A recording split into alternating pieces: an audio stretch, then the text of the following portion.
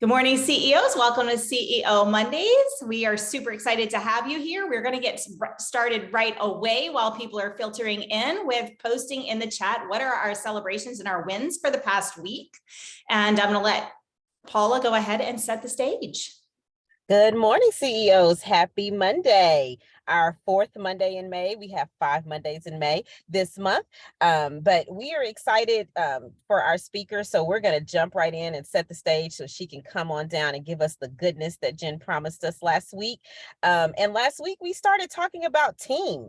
But before we really get into team, we started talking about, of course, us first. In our action steps last week, which we would love to hear truly, what did you find was your best flow? When did you find out you were most energetic? Jen challenged us to look at our week. She challenged us to do a time audit, to create a stop doing list, and to figure out when we were most energetic and most productive. So if you had the opportunity to do that these last 7 days, throw in the chat along with your celebrations and wins. When did you figure out was your most energetic time? For me, it's 7 a.m. to 1 p.m. And about 1 p.m., I start going down. So I try to get the majority of my business done between 7 a.m. and 1 p.m. So with that being said, everybody, please get your paper and pen because our speaker is going to give us some fire today that you're going to want to write down. Thank you all for already having your microphone on mute. We would love to see your faces. This is a Zoom, and we would love to see your faces if you could come on camera. And of course, last but not least, this is a vault environment. What happens in CEO Mondays stays in CEO Mondays. So we just ask that you respect that, especially when we get to our laser coaching and everyone starts to hear how they can move powerfully forward in their business and the challenges that they are having. So without further ado, I turn it to Jen to announce and introduce our speaker for today. Yep, absolutely. Don't forget Vault Environment. For those who came in late, we have an amazing speaker. Keep yourselves on mute if you want to be eligible for laser coaching and Q&A. We will ask your cameras be on at that point in time. If you have questions while she is speaking, you can put them in the chat or you can go ahead and write them down because we will get to Q&A at the end when she's done with her presentation. But without any further ado, I want to introduce to you an amazing female entrepreneur. She is the CEO of Debt Free Lifestyle and Chung Financial Group. Linda Chung is a very well-respected master of helping people grow into leadership. She's been really good with the financial side of things, and she's very passionate about helping others to truly turn their income into wealth and live and earn a debt-free lifestyle for financial freedom. Linda, welcome to CEO Mondays. We're excited to have you here. Thank you. Thank you so much. Can you guys hear me okay? All right. Thank you, Jen. All right. So great to be here. Thanks, everyone. So I thought I'd just start with first a little bit about, I wanted to know a little bit more about the group. How many people here have just starting their business, like under 100,000, say, in the chat or anything like that, or raise your hand. Okay. I just want to get a feel for the group. And then how many people here have their business up and running? They're generating revenue fairly consistently. Okay. All right. And then anyone here in the couple hundred or $1 million range yet? Okay. All right. Okay. So it gives me a good idea. All right. So what I thought I'd be talking about today, I call myself really a financial strategist. So a little bit about my background. So who here has worked for corporate America or been an employee W-2? Usually that's most people, I would say, start off that way. And I'm just going to be sharing a little bit of my experiences and quite humbly, a lot of my mistakes that I made and that I've learned and thought, what better way to help other people is to not just give them, I think just the answer is really sharing and learning from my mistakes. And hopefully you won't repeat those, so you can remember at least. I wish someone had told me this. Okay, so that's kind of how I like to help people most. And really just a little bit about my background so you know where I'm coming from. I was a corporate lawyer. I worked for top 5 global firm in New York City, and then I worked in-house Sony Music as a music lawyer. then completely switched gears, went to business school at Columbia, and then turned to a marketer for a small company called Unilever. They make Dove soap and stuff like that. So, kind of worked for, I thought actually they would teach me how to run a business. Not really. I actually got very good at doing a lot of PowerPoint presentations. So, I don't know if anyone, felt like, well, this is, I'm not making any decisions. So I pretty quickly realized that wasn't a good fit for me, and I wanted to do something more entrepreneurial. And so really that was started in 2013, and then started my own business doing advising on brands and startups, and a little bit of real estate, and then financial services about 4 years ago. So little disclaimer, I am no longer a practicing lawyer. I'm not your lawyer. I'm not even my lawyer. So, so no legal advice here. I'm not a financial advisor, CPA. This is really for educational purposes. Okay, so first off, I always like to start off very macro, because your financial picture for your business will really depend greatly on your goals. Okay, so, and what kind of business you want. So I don't know if there's maybe a mix of product, or are these mostly service business? Yeah. So kind of different if it's, it really depends on, and you got to ask yourself, I'm going to be asking you guys a lot of questions just to make you think, not to give you the answer, but, a product business will be run very differently than a service business. There's lots of different numbers that you need to keep track. If it's a product, a physical product, like when I worked at Unilever, soap, right? I sold deodorant. You guys know the dry spray, you see that in the shelves? I've helped launch that, globally. So that's my quote claim to fame in the consumer packaged goods. So a lot of numbers that you got to keep track, your inventory, your cost of goods, et cetera, right? And if you're a service business, generally, I find that people, have much lower overhead, because really what you're selling is your knowledge, your wisdom, your time. Okay, so you want to be able to understand first, what kind of a business am I? Because you cannot just take someone who is very successful selling, widgets versus a service, different metrics in different businesses. The other thing you want to think about is this a lifestyle business, or is this a scalable business? Okay. So lifestyle businesses generally, if they tend to be more service businesses, because you cannot necessarily exit or as easily exit your services and your time and so forth. You can, so to a certain extent, scale that with other people and train them, et cetera, to be able to do the things that you do. But it's not just like, selling a widget and then you can just produce more widgets and then you grow more sales. So you got to think about what's your goal in that sense, because if you just want to, and there's nothing wrong with it, really just want to make enough money to be able to afford your lifestyle, that's a very good goal. You just want to have the key, but you have to know what you're measuring.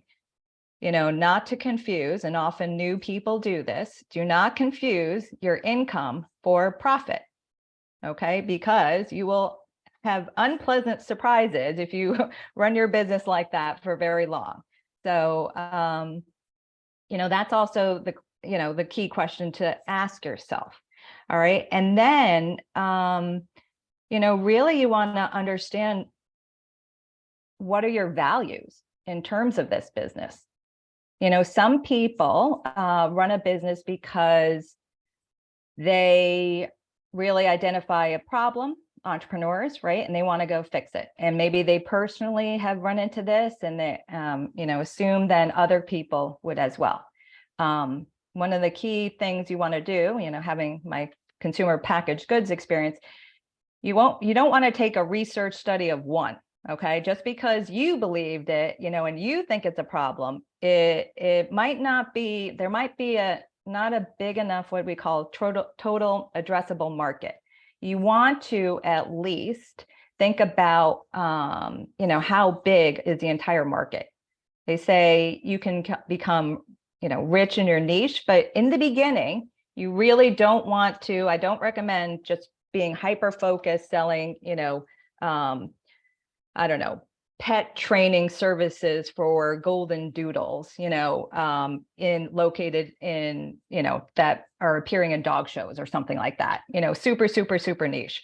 You want to actually talk to, and that's the benefit of, really business is all about building relationships. And you want to, it takes, especially if you're really excited about something, you tend to not look at the downsides of that. Okay. For perfect example, one woman, I coach, she really was, mom, she was just like, loved taking care of babies. She really wanted to do that and just found that her calling. Okay. And then we had the reality conversation, okay, so if you want to do that, childcare is highly regulated. You're basically going to be working when everybody else isn't working, meaning like you're going to be taking care of a lot of other kids. And it's extremely stressful. You're not going to have any time. You can't just like, take off for a vacation, because that's when, it's just, very much your time. And she was really selling her time for, and she could do that and have the benefit of not really making a lot of money and high stress. So, that's kind of you want to go in with eyes wide open. And this is where one concept that I often talk about a lot, that, let me see if I can share. Let's see. I don't know if this will come up. Let's see.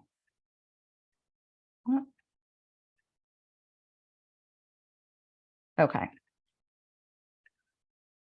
You guys see that? Okay. So this is the concept, it's a Japanese concept. Okay. It's a little philosophical, but I think it's very helpful in terms of evaluating your work. Okay. So ikigai, it's a Japanese concept meaning a reason for being. Okay. Anyone have heard of this concept before? No? Okay. So it's really taking, I don't know if it's just me or because I'm Asian, I love Venn diagrams. So when I saw this, I was just like, oh, this is like, 16 or whatever kind of Venn diagram, intersection. So you want to ask yourself about your business, okay, to be a long-term sustainable business, what is it going to take? And really you want to look at ideally where it's basically all an intersection of all four of these things. Something that you love, because why do something, one life to live, why do something that you don't like? Okay. Usually if you love something, usually you become pretty good at it, right? Because you're just motivated to get better and better. Okay. Key is also though, something that you can be paid for. I would recommend paid for very well. Okay. Like a premium kind of service or product. To make $1 million, you don't want to have to sell 1 million widgets for $1. Okay. That's going to be a much harder task than saying selling 1,000 products or services to 1,000 people. Right. Okay. So really understand. And this is where you have to do your research, go and see. Sometimes people go out and market and they assume, wow, well, no one's ever thought of this. They might have thought about it, but maybe no one's willing to pay for it. And that's why no one's doing it. So you want to avoid those expensive mistakes, especially, people that get so excited and then they create a brand and a website and all this stuff. And then they find out there's no market for it. Okay. And then also I firmly believe also what the world needs. Something that you can be proud of, and this will lead to personal fulfillment. Okay, so something that you can feel good about selling and providing that service, because I think long term, then all the obstacles and speed bumps in the way, when you're really coming from that internal fulfillment, like I firmly believe, with a strong enough why, you can overcome anyhow. Okay, to paraphrase Viktor Frankl. Okay, so I can stop sharing that. Okay, so, and really the key, Jen and I had talked about this, in terms of your business, you really want to focus on profit first. Okay. So profit, it doesn't matter what business you're in, very simply, income less your expenses equals profit. Okay. Oftentimes with service businesses, you can be profitable fairly quickly, because there's not a lot of overhead. It's a different story with physical products because you might need to buy inventory and those take time and you have to do a lot of upfront costs. So really, if you're thinking about quickest, if you really want to focus maybe on just creating extra cash flow, then usually service businesses are more profitable quicker. All right. Okay. So I'm going to get into a little bit more of the numbers. Just in general, you got to assume that everything to make money, it will take you 2 times as long and cost you at least 2 times as much as you think. Okay. In terms of income, taking 2 times as long, and also the expenses 2 times as long. Okay. When people like right there, and I recommend you got to have a plan, you got to have some rough numbers at least. Just look and see how many, what's the market for your service. Think about what's the average, kind of there's going to be a range. You're not going to start off charging the same amount as someone who's been in the business for several years. In the beginning, you really just want to test your proof of concept. I did that with my coaching and mentoring business when I was still working, which I recommend while you're still getting cash flow and income and you're not worried about paying the bills. Okay. Just do a test.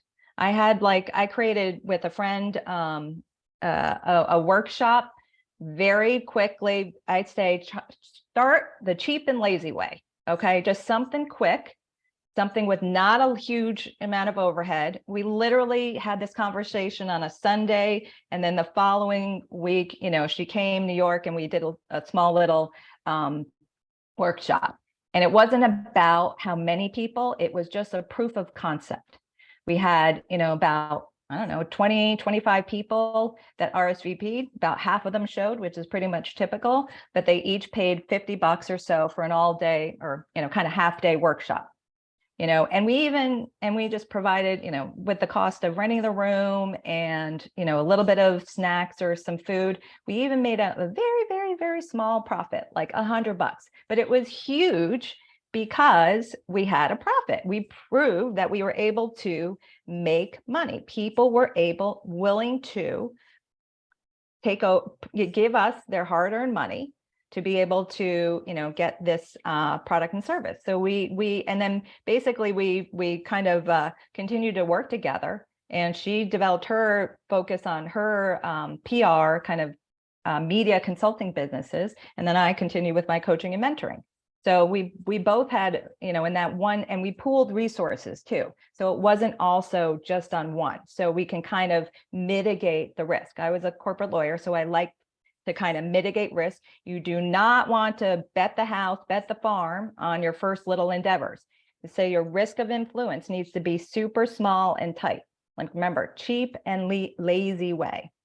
Okay. The other thing you want to do is you want to take an audit. I say you want to be, when you're going on your entrepreneurial path, you want to look at, where your expenses are, business-wise and personal-wise. Okay. Because if it's going to take a while for you to, ramp up, you want to just be real in terms of what's a priority.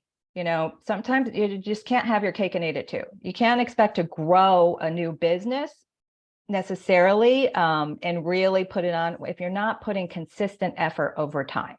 It could be a part-time thing, evenings and weekends, but you're going to have to, trade off some, family barbecues or, things like that in order to consistently work on your business.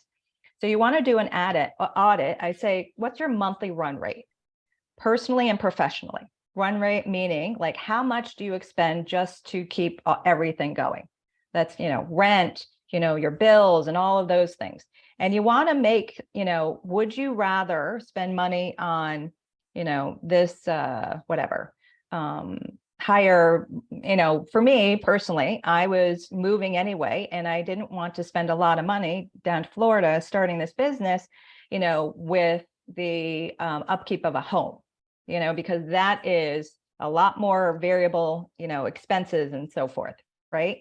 Versus just knowing from the get-go monthly, this was my set cost, and I could predict on that. That was more of a priority for me. And it wasn't about like throwing money away on rent or anything. It was about the predictability, and I could minimize my expenses and predict them.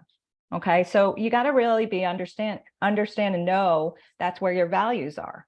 The other thing, I'm not a lawyer, but one of the things too, you have to understand about the legal structure. Okay, I was a corporate lawyer and helped companies set up. You want to think about, most people do LLCs, and just depending on your jurisdiction, you have to look at certain things with that. What's your priority? Some of them, they're easier, more favorable for entrepreneurs.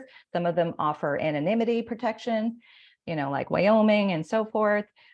Generally, most people, I don't recommend personally. You don't need to set up a traditional Delaware corporation, because there's a lot more upkeep with those types of things that you do not want to, you do not need to and don't want to.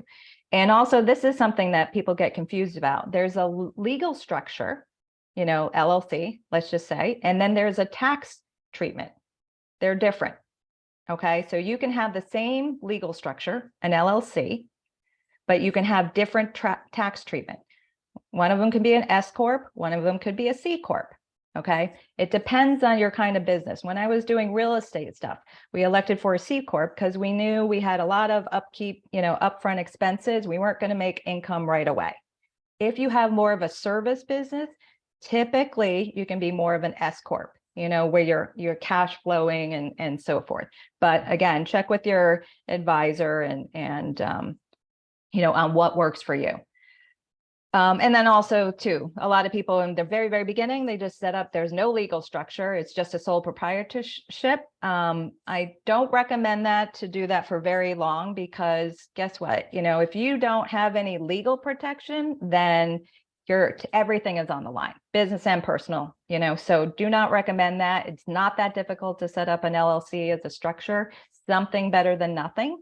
And that way, anything business related just stays within the business, and they can't go after your home assets. Okay.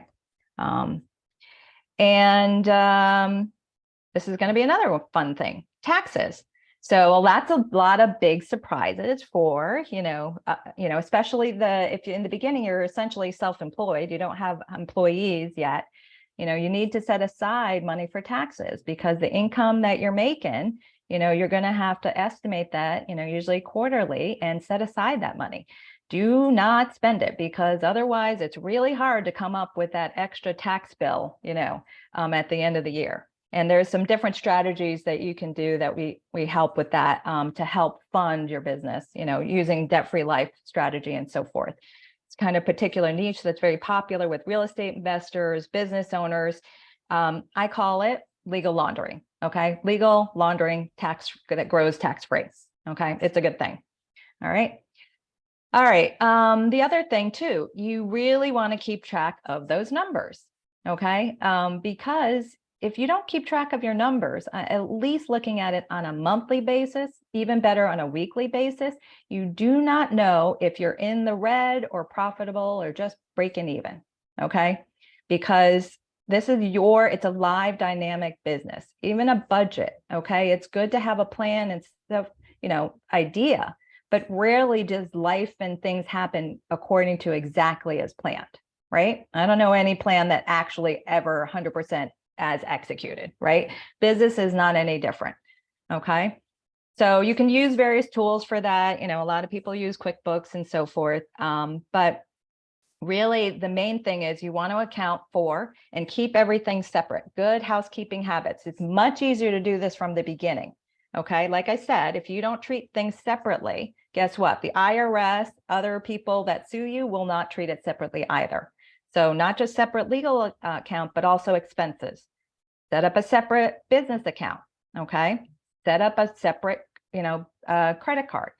I know some people, it might be a little bit harder, say if you don't have a legal entity, okay? And but even just taking a personal card and just using it for business expenses is better than mixing, one card that has your groceries and then also marketing expenses. Okay, so just at least at a minimum, what you can do is that. And then just at a minimum, set up a separate, maybe personal account. Okay, again, it's not a business account, but you could set up a personal account, but just use it for business expenses. Have everything coming into that, and then everything, expenses and everything being paid out of that. Okay, just something is better than nothing. Okay. All right. And then just a quick note on expenses. Again, not a CPA, but really just want to just understand the guideline or ethic. The expense needs to be something. I think the threshold is ordinary and necessary. And this is according to the IRS, which their thinking is not hugely evolved with the times. Okay. So a lot of people might have, say, an influencer, kind of business, right, where they need to have hair and makeup and nails and everything done. IRS is not going to be down with that. Okay. So even if you did it just for a business purpose, 100%, you wouldn't otherwise. Still, not worth an audit. Okay. Okay. And then really just the business other metrics. So just going into that, we talked about income, expenses, profit.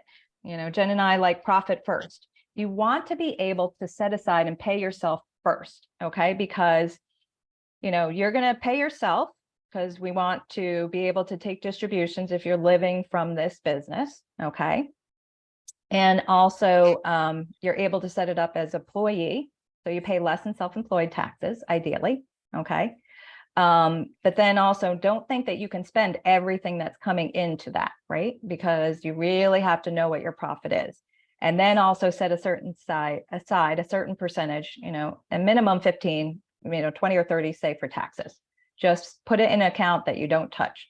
Okay. So you're not tempted. And I also recommend put it in an account that's not easily accessible.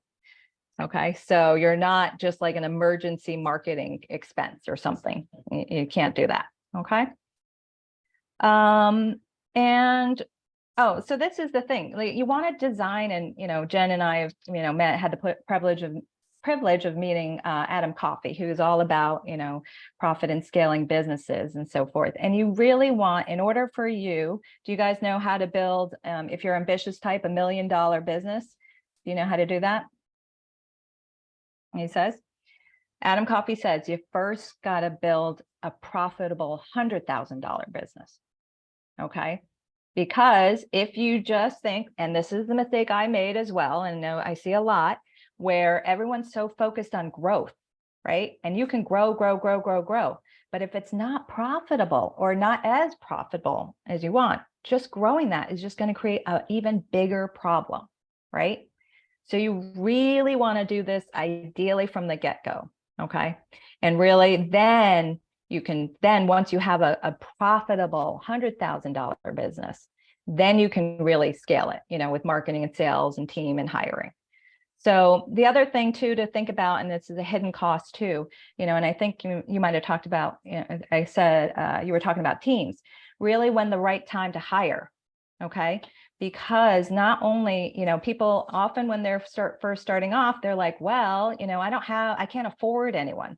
And the times are different. If it's remote, there's lots of available options overseas. I use personally a few, Filipino virtual assistants, and they're very, very good, and do a lot of the things that honestly, it's not worth my time at this point, are very repetitive, very task oriented, can be done by anyone really, so and also that frees up more time for me to focus on the income producing activity, where I'm thinking strategic thinking, getting new clients, developing leadership on my team, that stuff the vision cannot be outsourced. There are lots of other things, and probably Jen says, you got to do look at those stop doing list, okay, because that will actually also drain you as well.